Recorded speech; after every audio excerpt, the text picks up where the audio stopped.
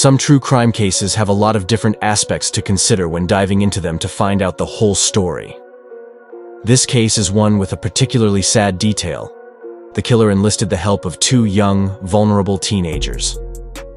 What Dean Corll didn't know was that by doing this, he ultimately sealed his own fate, because one of the boys would be the one to end his killing spree for good. Welcome to my channel. Weird, wild stories. My name is Chrissy, and I typically discuss things that are strange, mysterious, and creepy. If that interests you, then please subscribe or follow me. I have a lot of creepy stories for you to binge, and many more to come. If you enjoy this video, hit the like button, leave me a comment, or share this video with a friend. That really helps out a small channel like mine. Okay, now let's get into today's story. In the early 1970s, the streets of Houston, Texas seemed like the perfect place to grow up. But lurking behind the facade of normalcy was something unspeakably dark, something that would leave the community shaken for decades to come. Between 1970 and 1973, one man, aided by two teenage boys, committed some of the most horrific acts of violence in American history. His name was Dean Corll, but he became better known by a far more chilling title: the Candyman. Dean Corll wasn't what most people would imagine when they think of a serial killer. He worked at his family's candy factory, where he was known to hand out free sweets to local kids. That's where his nickname, the Candyman, came from. Outwardly, he seemed like a friendly, quiet man who cared about children. But what lay beneath was something far more sinister. It all started in 1970. Young boys, mostly teenagers between the ages of 13 and 18, started to disappear. Some were last seen hanging out at Corll's home. Others were simply never seen again after leaving for a friend's house or a quick errand. The boys' disappearances were written off by police as runaways, typical for rebellious teens. But tragically, that couldn't have been further from the truth. To carry out his twisted crimes, Corll didn't act alone. He recruited two teenagers, Elmer Wayne Henley and David Owen Brooks, to help him lure victims. Brooks had been one of Corll's early targets, but instead of becoming another victim, he was coerced into joining Corll's deadly operation. In exchange for money, drugs, and even cars, Brooks would find and bring young boys to Corll. Henley's story was eerily similar. He too was supposed to be a victim, but he convinced Corll to spare his life, eventually becoming an accomplice. What these boys didn't know was that they were helping lead their friends and classmates into the hands of a brutal killer. Once inside Corll's home, the victims were handcuffed, tortured, sexually assaulted, and eventually murdered, either by strangulation or by being shot. But Corll wasn't content to simply kill. He often kept the boys alive, for hours, sometimes days, prolonging their suffering before their inevitable deaths. The bodies of Corll's victims were buried in several locations, but one of the most notorious was a rented boat shed in southwest Houston.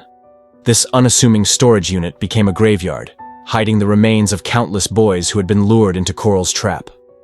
By the time he was finally stopped, 28 victims had been discovered. But the true number? We may never know. Henley, just 15 years old at the time, was struggling to support his family. His father had left without paying child support, his mother wasn't working, and he had 3 younger brothers to care for. While working part-time at a gas station, he met Dean Corll, who offered him $200 for each boy he could bring to a trafficking network. That was a large sum in 1973, and after some hesitation, Henley agreed. The first time, he picked up an unidentified hitchhiker.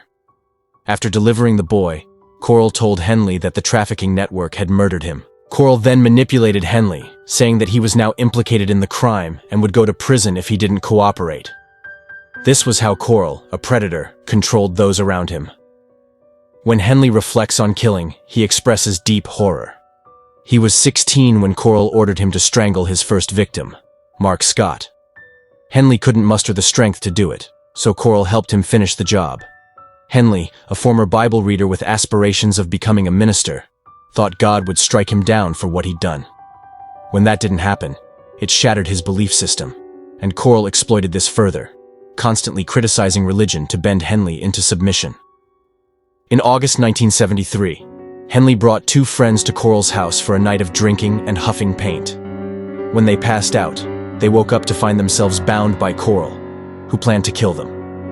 Corll ordered Henley to undress and assault the girl while he assaulted the boy.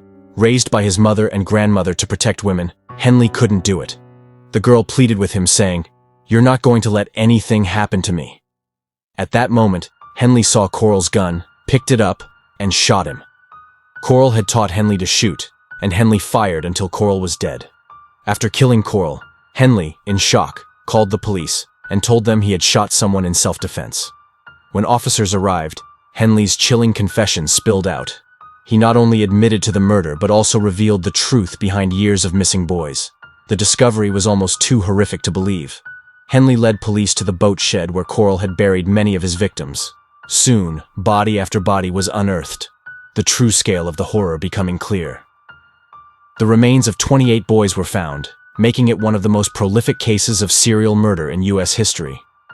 Henley and Brooks were arrested and sentenced to life in prison for their roles in the killings.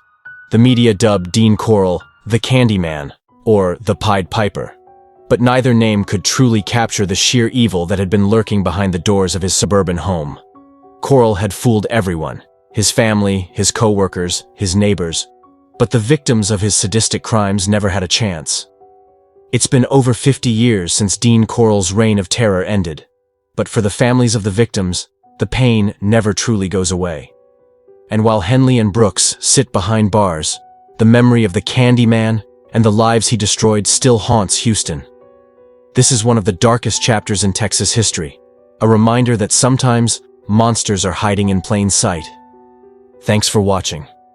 Be sure to check out my other videos featuring true crime cases, creepy urban legends, and more. Until next time, stay safe and stay curious.